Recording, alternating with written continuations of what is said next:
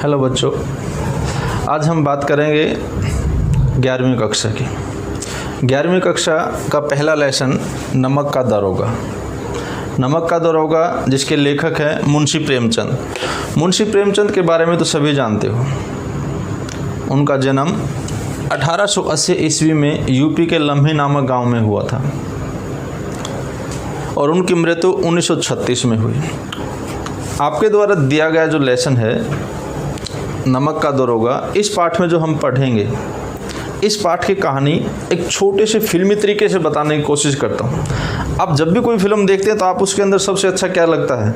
बहुतों को हीरो लगता है और बहुतों को विलेन लगता है। ये दो ही पात्र यहाँ पर भी हैं। ये दो पात्र हैं, एक है हीरो और दूसरा है विलेन। विलेन है यहाँ पर पंडित अलोपीदीन, जो कि इसका मुख्य पात्र है, और उधर हीरो जो है इसके मुख्य पात्र वो है मुंशी वंशीधर। इन दोनों के इर्द गिर्द ही ये सारी कहानी चलती है। नमक का दरोगा ही इसका पाठ का नाम क्यों रखा गया? मेरे हिसाब से मैं कह सकता हूँ क्योंकि एक नमक नामक विभाग बनाया गया और उस विभाग में जो पद रखा गया वो एक दरोगा का पद रखा गया, और दरोगा का पद अपने आप में बहुत आलीशान माना जाता है। इस पद को लेने के लिए हर अधिकारी कुछ भी करने के लिए तैयार है, और जब कोई भी पद जितना दूसरे को लालायित करने वाला होता है, ये समझ लीजिए उस पद के लिए उतना ही ज़्यादा भ्रष्टाचार भी होता है। ऐसा ही भ्रष्टाचार इस नमक के विभाग के अंदर जितने भी अधिकारी थे वो भ्रष्टाचारी थे। वो बहुत भ्रष्टाचार करते थे, पैसे लेते थे और छोड़ देते। नमक के ऊपर जब कानून बना तो उस समय नमक के ऊपर टैक्स लगाया जाने लगा, और यहीं से उस नमक का जो व्यापार शुरू हुआ, उस व्यापार को लेकर लोगों ने स्मगलिंग, जिसे हम कहते हैं, वो करना शुरू किया। तो वो जो स्मगलिंग करते थे वो थे पंडित अलोपीदीन, और जो इस नमक के विभाग को ज्वाइन किया उसने किया था मुंशी वंशीधर ने।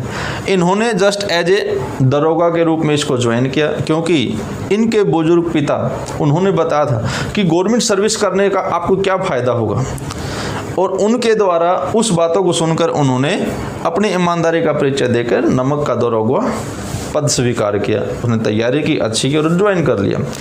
अब जैसे उन्होंने ज्वाइन किया तो इनकी बातें शुरू होने लगी। वो अपने काम को बड़ी कर्तव्यनिष्ठा से करते थे। उसी लगन को देखते हुए आगे बढ़ते रहे और कामयाबी मिलती रही। अब यहाँ पर इन्हीं दोनों पात्रों के मैं आपको पक्ष और विपक्ष ये दोनों चीज़ें बताता हूँ। पहला देखिए, पंडित अलोपीदीन धनवान था, आलीशान था। क्यों? वो सारे गैर कानूनी काम करता था और पैसा आलीशान कमाता। इसके विपरीत जो हमारे हीरो हैं वो क्या हैं? निर्धन, बेचारे गरीब, दरिद्र परिवार में जन्म लिया, मुश्किल से घर का पालन पोषण हुआ, जैसे तैसे करके पढ़े लिखे और आगे जाके अपने कामयाबी बनाने के लिए नौकरी मिल गई। अब उसके विपरीत नंबर 2, बेईमान व्यवसायी था। रियल में वो हर चीज़ टैक्स चोरी करता था, हर काम को 2 नंबर का करता था। लेकिन इसके विपरीत जो हमारे हीरो थे वो क्या थे? ईमानदार सर्विसमैन थे। वो दरोगा के पद पे थे, लेकिन उन्होंने एक दिन भी रिश्वत का कोई पैसा नहीं लिया। वे अपनी ईमानदारी पे हमेशा अडिग रहे। तीसरा पॉइंट, भ्रष्टता के कारण सबको अप्रिय लगते थे। कौन? पंडित अलोपीदीन।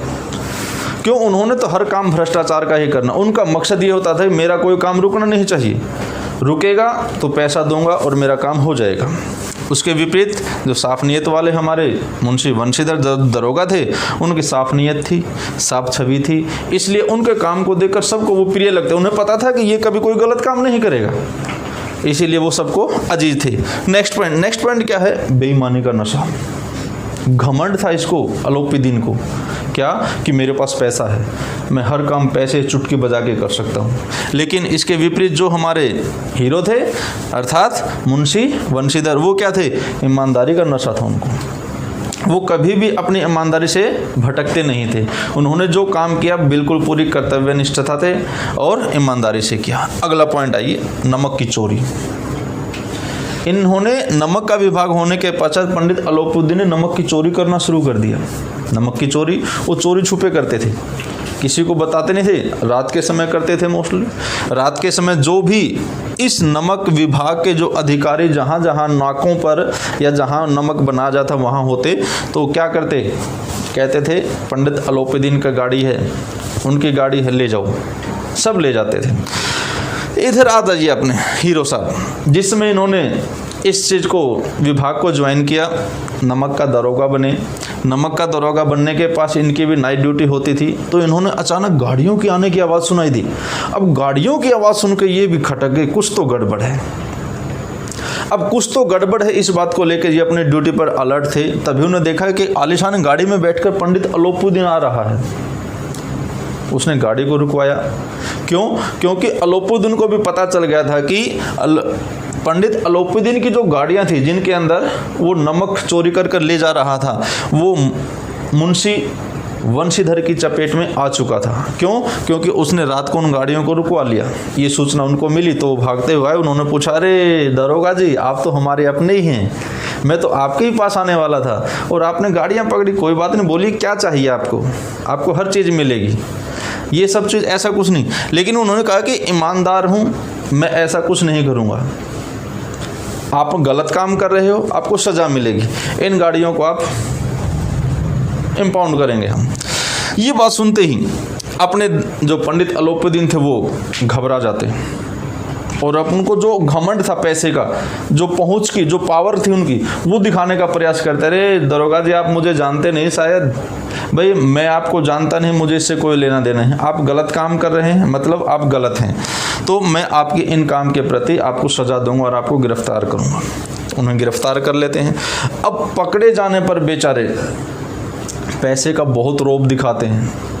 इस रौब के चक्कर में जो हमारे हीरो थे वो भी डरते नहीं, किसी से कम नहीं थे। उन्होंने भी उसको अदालत में देखने की बात की। अदालत में ले आए, अदालत में पहुंचते हैं। अब मामला पहुंचा अदालत में, वहाँ पर भी भ्रष्ट थे।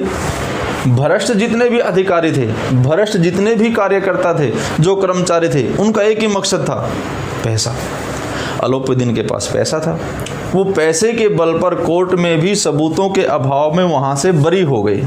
इसके विपरीत बेचारा जो हमारा हीरो था, उसके पास इतने सबूत नहीं थे और उसको कोर्ट के द्वारा फटकारा गया। हाँ, ये अलर्ट कोर्ट ने उसको कर दिया कि ये आपकी पहली गलती है। आप किसी को यदि कोर्ट में लेके आते हैं तो उसके खिलाफ कंप्लीट सबूत होने चाहिए। आपके पास सबूतों का अभाव था, इसलिए उन्हें बरी कर दिया, लेकिन आगे के लिए ध्यान रखना ऐसा नहीं होगा। तो उन्होंने कोर्ट में माफ़ी मांगी और वो अपने काम पर आ गए। अब ऐसे करते करते एक सप्ताह ही बीता था कि अलोपुद्दीन ने अपनी पावर का फिर से रंग दिखाया। उसने उच्च स्थान तक, उच्च अधिकारियों तक वो जान पहुंचा दी, वो जानकारी जुटाई, वो पैसा पहुंचाया कि हमारे मुंशी वंशीधर जो थे, हीरो थे, उनको अपनी नौकरी गंवानी पड़ी और नौकरी से हाथ धोना पड़ा। अब जैसे नौकरी से हाथ धो गए, बेचारे घर आए। उनके पिता, मुंशीधर के पिता बुजुर्ग थे, उन्होंने भी उसे बहुत डांटा। उन्होंने कहा, अरे तुम मूर्ख हो, नालायक हो, तुम्हें पता है पैसे की पावर क्या होती है? हमें गरीबी में अपना जीवन जिया है और आपके पास तो इतना अच्छा मौका था और आप वो काम नहीं कर पाए। लेकिन मुंशी जी ने कहा कि पिताजी, आपने हमेशा हमें नेक रास्ते पर, ईमानदारी के रास्ते पर चलना सिखाया, मैं अपनी ईमानदारी नहीं छोड़ सकता।